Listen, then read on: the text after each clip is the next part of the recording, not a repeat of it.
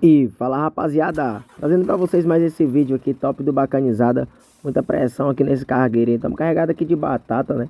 Esse conjuntão aqui top demais, esse canha 124G aí, top do lindo, hein?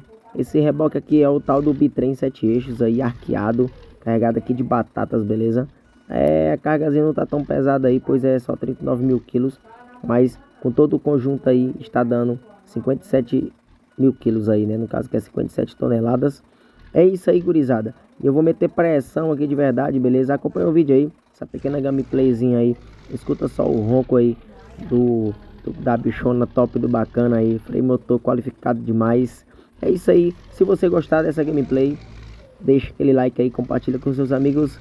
Se inscreva aí no canal. E lembrando que esse conjuntão aí está na descrição do vídeo, beleza? Para você estar fazendo o download aí do mod. Então é isso aí, valeu. E bora que bora. Muita pressão no cargueiro, negão.